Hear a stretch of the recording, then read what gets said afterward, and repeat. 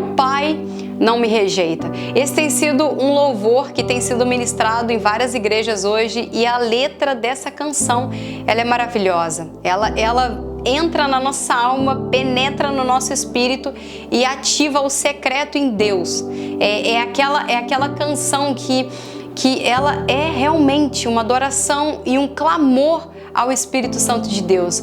E olha, eu quero ser bem direta com você. Jeremias 1:5, a palavra fala assim: antes de formá-lo no ventre, eu o escolhi. Antes de você nascer, eu separei e o designei profeta às nações. Talvez você já recebeu essa palavra como uma palavra que veio no teu espírito e te ativou ao chamado, te ativou ao propósito, né? Se você chegou nesse vídeo, você não crê muito na existência de um Deus, eu quero falar com você que eu também já pensei dessa forma. Eu cresci com a minha ausência paterna, né? Eu cresci com a ausência do meu pai. E, bom, meu pai não é morto, tá? Ele é vivo, mas para mim, a minha adolescência foi difícil porque era uma figura que eu não conseguia entender. Eu não conseguia olhar para as colegas da minha sala de aula e ver o pai delas presente nas apresentações da escola. Eu gostava de jogar futebol, eu fazia esporte na escola, então ver os pais delas ali, torcendo por elas, celebrando com elas, ver aquilo, ver um pai abraçando uma filha, era uma imagem que não encaixava muito bem na minha cabeça. Era estranho uma menina jovem ser abraçada e estar no colo do pai dela. Essa imagem nunca foi natural para mim na minha adolescência, na minha juventude. Era realmente uma imagem difícil de acreditar que aquilo ali existia. Porque é estranho, né? Quando você vê uma imagem, você vê a realidade de algo, mas você não viveu aquilo. Então, por você não viver aquilo, você não consegue sentir aquela emoção, sentir aquele ambiente de proteção paterna. E isso, né, não só na minha vida, mas muitas pessoas cresceram com a ausência paterna. E a conta chega, né? Hoje a gente vive uma geração de mulheres que se posiciona como um posicionamento masculino de guerreira, de vai pra luta, mulheres independentes, esse extremo feminino e rapazes afeminados nessa geração. E eu falo isso com autoridade porque eu sei o que eu vivi, eu sei o que eu passei, eu sei quais são os valores que o Espírito Santo tratou dentro de mim. E hoje eu entendo minha posição de mulher plena na presença do Senhor, ajudadora, conselheira, né, do cônjuge, correto? Essa é a nossa missão na terra. Mas eu cresci com esse bloqueio de entender e de acreditar que Deus era pai e que Deus existia. Por quê? No meu questionamento na adolescência era o seguinte: como que Deus, sendo pai, ele criou um pai que não cuida do filho? E era o que eu pensava. Como que eu vou enxergar Deus sendo pai? Como que eles pregam isso na igreja? Sendo que ele criou meu pai e meu pai nem cuida de mim. No meu aniversário, meu pai nem me liga. Então, que tipo de paternidade é essa desse Deus? Se é que esse Deus existe. E eu cresci na minha parte de 13, 14 anos pra frente, eu lembro que eu tinha uma cartilhazinha da Igreja Universal, minha mãe levou pra casa, era um desenho. E era um bonequinho, né, um menininho conversando com Deus, mas dialogando, chamando ele de amigão. Então eu lembro direitinho de quando eu era adolescente, eu falava com Deus, eu falava assim: oi amigão, você tá aí? Eu não chamava Deus de pai, porque eu tinha esse bloqueio, eu não enxergava a figura de Deus, eu tinha dúvida da existência de Deus por causa dessas ausências que eu tive na minha criação. Mas o que eu quero resumir com isso para você?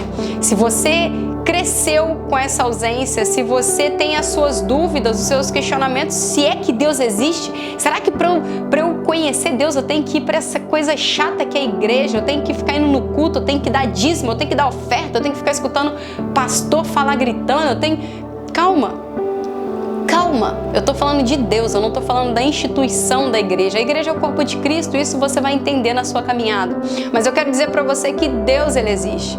Que Deus é o meu pai, é o seu pai, ele não te rejeita. Independente do cenário da sua família e da sua história, você não é o cenário atual que você está vivendo.